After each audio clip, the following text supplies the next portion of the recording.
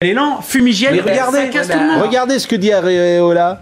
Grosse déception et tristesse après cette élimination. Merci à tous les supporters pour votre soutien et pour cette ambiance de folie. Vous êtes exceptionnels.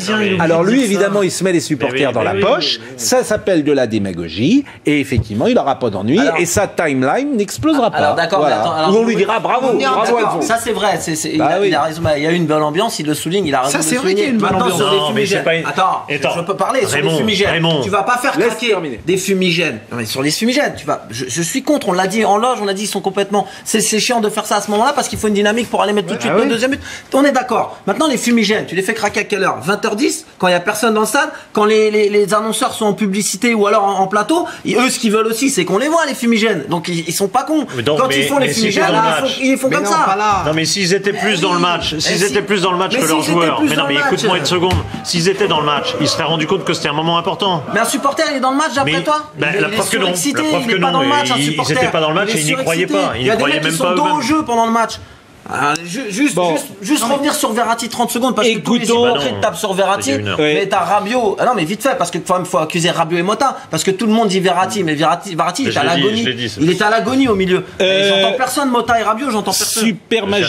Super magique dit tu peux tout acheter sauf l'étincelle, l'impalpable, l'esprit du jeu, le travail aussi. Le foot. Le travail aussi. Si Verratti veut aller au Barça, qu'on le libère, dit Jean-Michel Djalit. Du rêve à la réalité, écoutez Bernard Tapie, c'était ce matin sur l'heure des pros. Les joueurs, c'est des hommes, c'est des humains, ils sont fragiles et la surpression est aussi dommageable sur les résultats que la sous-pression. Or là, ils en avaient trop, c'était trop dur. On en avait fait les vainqueurs, c'était fait, ils gagnaient la Coupe d'Europe. Bon. Moi, j'ai connu ça à Paris parce que c'est moi le responsable de la défaite. C'est un parcours, c'est la consécration, c'est la finale, évidemment. Mais ça se passe par étapes. Et voilà. Et les étapes, là, elles sont pas encore réussies.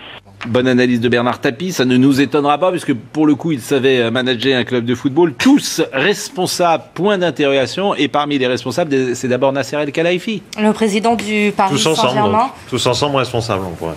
Tous ensemble, si vous préférez. On peut reprendre le slogan. Tous ensemble responsables. Oui, tous responsables ensemble. Ensemble, mais Nasser El Khelaifi pour commencer, on va aller voir ensuite les autres responsables dans cette émission, mais le Paris Saint-Germain, donc on l'a dit, qu'il n'arrive pas à se fixer ses objectifs, à tenir ses objectifs, on le sait, la Ligue des Champions, c'est important pour le Qatar, ils veulent un dernier carré, ils n'y arrivent pas, regardez ce cap qui ne se franchit pas en Ligue des Champions, même les Parisiens qui régressent depuis l'arrivée d'Unai Emery puisqu'on restait sur 4 quarts de finale consécutifs et l'an dernier, cette année, une élimination dès les 8e de finale avec évidemment cette remontada l'an dernier face au FC Barcelone. Vous me permettez une petite observation? Non, on écoute tout d'abord Nasser El Khelaifi. Très déçu sur cette défaite. Vraiment, avant le match, pendant le match, on croit de notre qualification. Mais quelque chose arrive, on n'attend pas. Marqué, on a vraiment, au premier mi-temps, je pense on a dominé le match, on peut marquer le premier mi-temps. C'est notre premier thème, forcément, Nasser El Khelaifi, touché, coulé. Écoutez Bernard Tapie, une nouvelle fois, il faut un patron à Paris. Il faut que le pouvoir, l'intégralité du pouvoir, pas une partie du pouvoir, soit confiée à quelqu'un qui sait ce que c'est le football et qui vit que pour ça et qui aime ça depuis toujours. Il peut rester président s'il délègue l'intégralité de son pouvoir à quelqu'un qui est un vrai grand reconnu comme étant. Alors, vous savez, les joueurs, ils admirent deux types de personnages.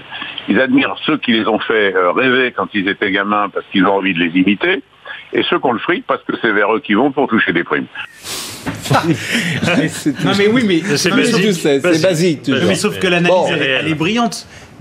Mais objectivement, je n'arrive toujours pas à comprendre que Leonardo n'ait pas été remplacé. C'est-à-dire qu'à l'époque où il y avait Leonardo, le projet il était viable. Le Paris Saint-Germain qui nous a fait vibrer en quart de finale de Ligue des Champions face au Barça, l'équipe était beaucoup moins forte. Restons sur Nasser. Est-ce que Nasser est en difficulté? Nasser El Khelaifi, est-ce qu'il peut Non, on n'en sait rien parce que là on est dans le domaine de la diplomatie, de la direction d'un État.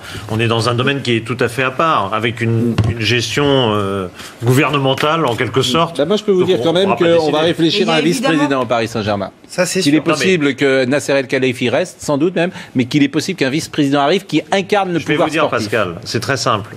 En moins d'un an après que les Qataris soient arrivés, il y avait au club Jean-Claude Blanc, Leonardo, Carlo Ancelotti.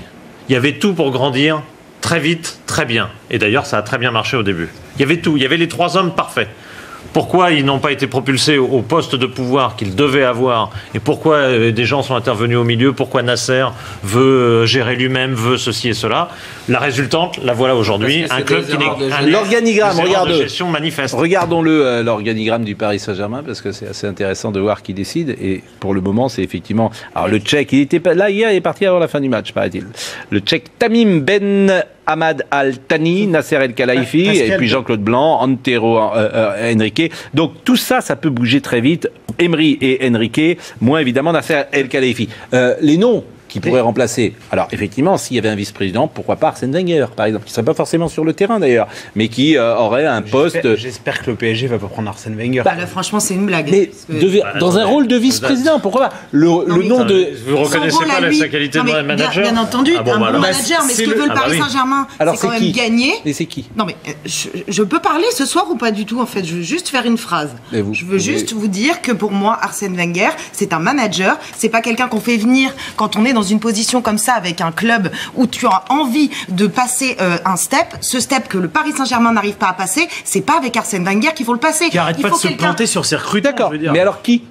Non, mais par exemple, si faut changer la gouvernance du Paris Saint-Germain, est-ce qu'il faut la changer d'abord? Est-ce qu'il faut Nasser El-Khelaifi doit être épaulé? Je pense que quelqu'un doit incarner fortement le côté sportif, comme Bernard Tapie l'a dit. Je pense que c'est très bien. Antero Henrique, il était juste venu là pour faire des affaires et revendre les joueurs correctement pour que le PSG reste dans les clous du fair play financier. Maintenant, la personne, je ne l'ai pas. Faire revenir Leonardo et Carlo Ancelotti, ça serait très bien pour moi. Non, mais là, on parle de quelqu'un pour diriger le club. J'arrive pas à comprendre comment... Diriger le club n'est pas dirigé. Sportif. En tout cas, on va pas, exactement, c'est ce que dit Philippe, et c'était un peu la question, c'est pour ça qu'il faut avoir une remise en cause. On va pas, ce soir, régler cette question. Simplement, Emery, est-ce qu'on peut être d'accord pour dire par ici la sortie? Oui, c'est fini.